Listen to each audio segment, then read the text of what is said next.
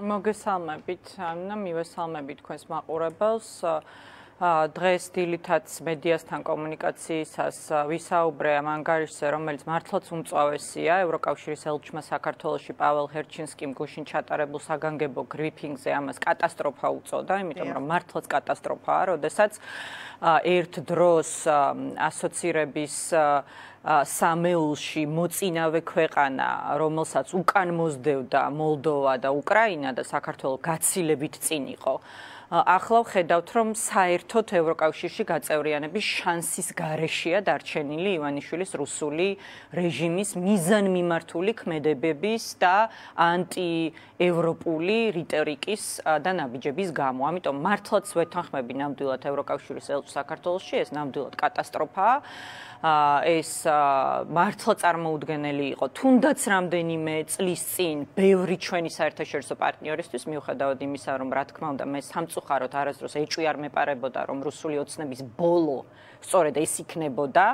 ასეთი ბნელი იქნებოდა, ასეთი რუსული იქნებოდა, ასეთი ანტიევროპული და ანტიეროვნული იქნებოდა, მაგრამ საქართველოს ზორგ მეგობარს, მათ შორის ბრიუსელში, ისე როგორც ევროკავშირის წევრი ქვეყნების დედაქალაქებში, ჯერ კიდევ რამდენიმე წლის წინ ჰქონდათ მოლოდინი და ილუზია იმის, რომ ასეთი დემოკრატიული უკუსლა და პირდაპირ ავტოკრატიად და დიქტატურად ჩამოყალიბება, ასე ვთქვათ, არ მოხდებოდა საქართველოში. ეხლა ეს უკვე შემდგარი ფაქტია, ამაზე დავას უკვე აზრი არ აქვს. ძალიან ღიად ისაუბრეს მათ შორის მარტა კოსმა, რომელთან საუბრის შესაძლებლობა ცოტა ხნის წინ მეც მქონდა და ამ შემდგომ ასევე მისი წარმომადგენელი იმყოფებოდა ევრონესტის საპარლამენტო ასამბლეაზე, რომელიც იცით რამდენიმე დღის წინ ჩატარდა ერევანში, სადაც ჩვენ მონაწილეობდით, რომელშიც არ მონაწილეობდა რუსული ოცნების დელეგაცია, ისე როგორც ევროსაბჭოს საპარლამენტო ასამბლეაში, ახლა უკვე ევრონესტშიც სამწუხაროდ ჩვენს ქვეყანას სამთავრობო წარმომადგენლობა აღარ ჰყავს, იმიტომ რომ მთავრობა არ ჰყავს, რომელსაც ლეგიტიმაცია გააჩნია საერთაშორისო დონეზე. და ისმის ჩემი ხმა. დიახ, ქალბატონ თინა. დიახ, ხოლო ჩვენ მიწვეული ვიყავით, ისევე როგორც ევროსაბჭოს საპარლამენტო ასამბლეაზე, ასევე ევრონესტში და იქ მარტა კოსის წარმომადგენელმა პრაქტიკულად იგივე გზავნილები გაიმეორა ჩვენთან პირად საუბრებში, ისევე როგორც საჯაროდ, რაც ჩვენ გუშინ მოვისმინეთ, რაც ასევე მინდა გითხრათ, რომ ძალიან ხაზგასმით და ძალიან მარტივი კონსტრუქციებით საუბრობდნენ გუშინ გაფართოების კომისარი მარტა კოსიანი. გაფართოების კომისარი რას ნიშნავს, რომ ავხსნათ ხო? ეს არის ადამიანი, რომელსაც აქვს ჩაბარებული გაფართოების პორტფელი, ანუ ამ ადამიანმა საკუთარი მანდატის და უფლებამოსილების ფარგლებში უნდა მიიღოს გადაწყვეტილებები, რა თქმა უნდა, ევროკავშირის წევრ ქვეყნებთან ერთად, მაგრამ უშუალოდ მისი პასუხისმგებლობა გაფართოების საკითხებზე, ანუ ახალი წევრების მიღების საკითხზე, რო გვესმოდეს, ხო, რამდენად საკვანძო ფიგურაა მარტა კოსი, რომელმაც გუშინ ბრიფინგზე თქვა, რომ საქართველოს დღევანდელი ხელისუფლება, ჩვენ მას დე ფაქტო ხელისუფლებად მოვიხსენიებთ, ატყუებს საკუთარ ხალხს, როდესაც ამბობს, რომ ამ ვითარებაში, ამ მოცემულობით, იმ პოლიტიკის ფარგლებში, რასაც ეს რეჟიმი ატარებს, შესაძლოა ევროინტეგრაციის პროცესის გაჩერება, რომ ევროინტეგრაციის პროცესი გაჩერებულია და რომ საქართველოს არანაირი მომავალი ევროკავშირში ამ მოცემულობით, ამ ფორმაციით, ამ ხელისუფლების პირობებში არ აქვს.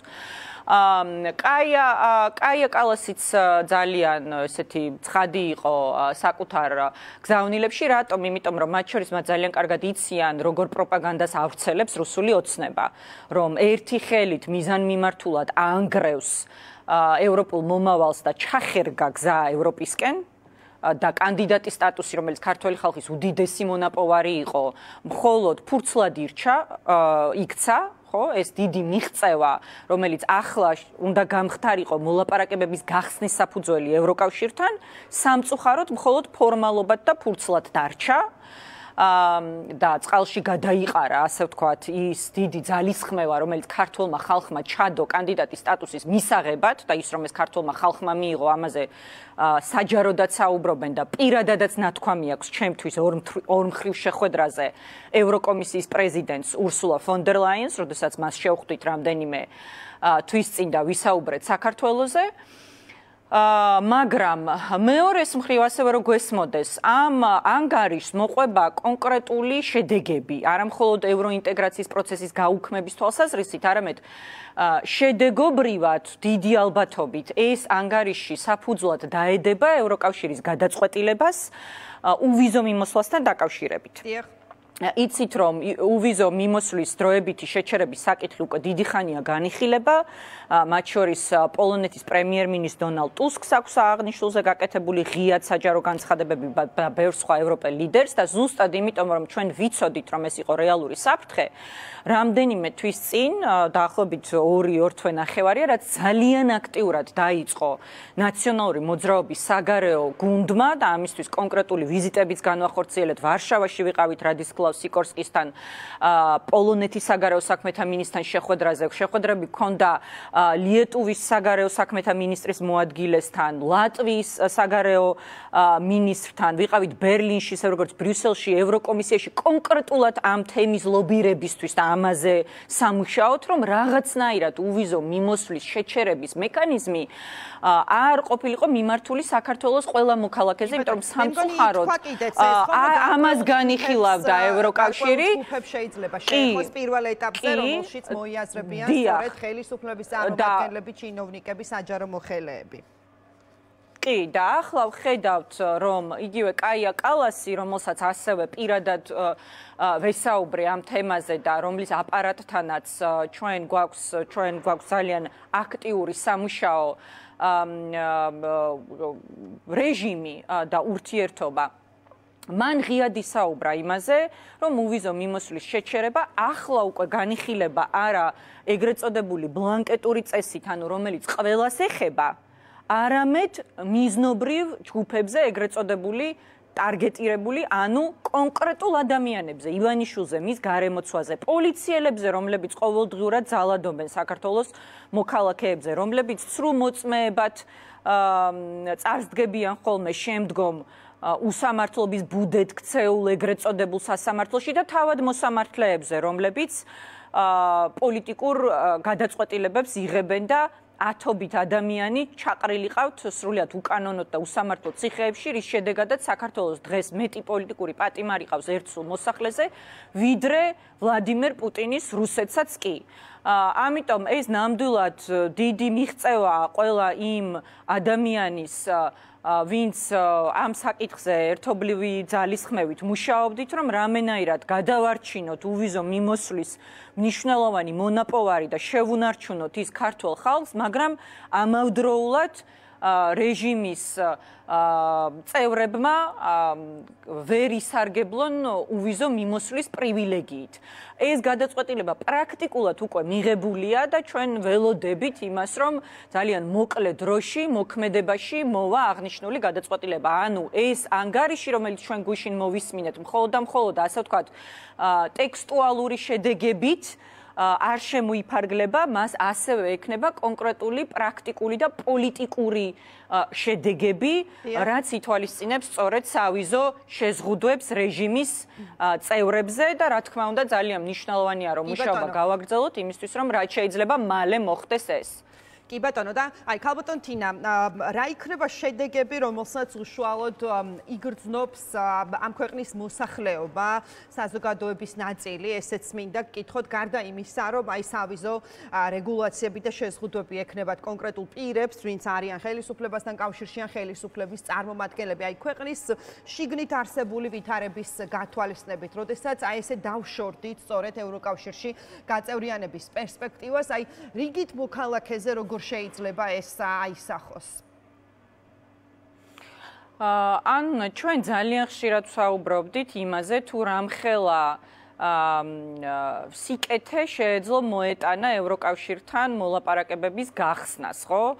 ანუ გაწევრიანებამდეც მინდა გითხრათ, რომ მილიარდობით ევროს მოზიდვა შეეძლო საქართველოს მას შემდეგ, რაც საქართველო მიიღო კანდიდატის სტატუსი. როგორც კანდიდატის სტატუსის მქონე ქვეყანა, რომელმაც გახსნა მოლაპარაკებები ევროკავშირთან გაწევრიანებაზე, ჩვენ ვხედავთ რამხელა ევროპული რესურსი, სხვადასხვა ევროპული ფონდებიდან შედის მოლდოვაში, ამან მისცა სწორედ მოლდოვას იმის შესაძლებლობა, რომ დაემარცხებინათ რუსეთის უზარმაზარი გავლენა და ასეულობით მილიონი ევრო, რომელიც რუსებმა ჩაასხეს არჩევნების საბოტირების მცდელობაში მოლდოვაში და მაინც პროდასალურმა ძალებმა, მაინც პრეზიდენტმა სანდუმ და მაინც ევროპამ გაიმარჯვა მოლდოვაში. იგივე შეგვიძლია ვთქვათ უკრაინის შემთხვევაში, რომელიც ომში მყოფი ქვეყანაა, მაგრამ მაინც ახერხებს რეფორმების განხორციელებას და წინსვლას, რატომ? იმიტომ რომ ევროკავშირი ძალიან დიდ ძალის ხმევას დებს უკრაინის ევროინტეგრაციის პროცესის ხელშეწყობაში და საქართველოს შემთხვევაში, რომელიც გაცილებით უფრო წინ იყო, ვიდრე ეს ორივე ქვეყანა, ახლა კი არამც თუ მაჩანჩალა, საერთოდ უშანსო ქვეყნის სტატუსი აქვს, მხოლოდ სამწუხაროდ. ამბობენ ევროპელი ლიდერები სამწუხაროდ ხა მიმძიმს ამაზე საუბარი, რომ სომხეთს უფრო მეტი პერსპექტივაც კი აქვს ამ ეტაპზე ევროკავშირში გაწევრიანების, ვიდრე საქართველოს, თუ ჩვენ რამე არ შევცვალეთ. ამიტომ არის ძალიან მნიშვნელოვანი, რომ იმისთვის, რომ დავიბრუნოთ პერსპექტივა ევროპული ხელფასის, ევროპული განათლების, ევროპული პენსიის, რომელიც მინდა გითხრათ, თითქმის 10-ჯერ აღემატება რუსულ საშუალო პენსიას, ხო შეუძლებელია, რომ ნებისმიერ ნორმალურ, რაციონალურ ადამიანს, რომელსაც თავისთვისაც ნორმალური და მშვიდი სიბერე უნდა და თავის მშობლისთვისაც და საქართველოს ყველა მოქალაქისთვის ერჩივნოს რუსული 10-ჯერ ნაკლები პენსია, რომელსაც ამავდროულად მოაქვს მონობა რუსეთის, ამავდროულად მოაქვს ქაოსი და ძალადობა, იმიტომ რომ სადაც რუსეთია, იქ ყველგან ომი, დესტაბილიზაცია და ქაოსია, ვიდრე ევროპა, სადაც ევროკავშირის დაფუძნების დღიდან ერთი ძალადობრივი კონფლიქტი და დაპირისპირება არ ყოფილა ქვეყნებს ევროკავშირის წევრ ქვეყნებს შორის, რომელიც მშვიდობის იდეაზე შეიქმნა და სადაც თუნდაც მაგალითად საშუალო პენსია 10-ჯერ აღემატება რუსეთის საშუალო პენსიას, ხო? ეს განსხვავება ხო ნათელია. ევროპული განათლება, რომ რუსულ განათლებას ჯობია, ეს ხო ნათელია. ჩვენი უსაფრთხოება, კეთილდღეობა და მშვიდი ცხოვრება, რომ მხოლოდ ევროკავშირში გაწევრიანებით შეიძლება მოვიპოვოთ, ეს ხომ ნათელია. ეს ორობითი არჩევანი, ასე ვთქვათ, და ეს დიხოტომია საქართველოს ყველა მოქალაქისთვის ძალიან ცხადია. ამიტომ არის, რომ თითქმის 90% უჭერს მხარს ევროკავშირს, მაგრამ საკმარისი არ არის. მხოლოდ მხარდაჭერა საკმარისი არ არის. ევროკავშირში გაწევრიანებისთვის და ევროპული მომავლისთვის უნდა ასევე ვიბრძოლოთ. ჩვენ წილს ჩვენ ვიბრძოლებთ პოლიტიკოსები და აქაც მეტი პასუხისმგებლობა გვმართებს და ჩემი აზრით დღეს პასუხისმგებლიანი პოლიტიკოსები არც ჰიპერბოლიზებულ დაპირებებს არ უნდა იძლეოდნენ და გადაჭარბებულ მოლოდინებს არ უნდა ქმნიდნენ, არც რაღაც სასაწარკვეთაში არ უნდა გადაგვივიდეს ჩვენი მოქმედებები, არამედ ძალიან გააზრებულად უნდა ვასხივებდეთ ძალას და იმედს ვაძლევდეთ საქართველოს მოქალაქეებს, რაც შეგვიძლია გავაკეთოთ. მხოლოდ და მხოლოდ ერთობით, მხოლოდ და მხოლოდ გაერთიანებით და კონსოლიდაციით. იმისთვის, რომ ქართველმა ხალხმა ირწმუნოს ეს გამარჯვება და ზუსტად იმ 90%-მა, რომელსაც სურს ევროკავშირი, ევროპული მომავალი, ევროპული უსაფრთხოება და ევროპული მშვიდობა, ჩვენ გამოგვიცხადოს ნდობა, რომ პოლიტიკურ პროცესში ითარგმნოს უკვე საქართველოს მოქალაქეების ეს ნება. აი ძალიან მარტივი ფაბულაა სინამდვილეში, უბრალოდ თანმიმდევრულად, გააზრებულად, რაციონალურად და მეტი ურთიერთ მხარდაჭერით და ურთიერთ სოლიდარობით უნდა შევძლოთ ეს. დიდი მადლობა, ქალბატონი თინა ბუკუჩავა იყო დღის ამბების ეთერის სტუმარი, ჩვენი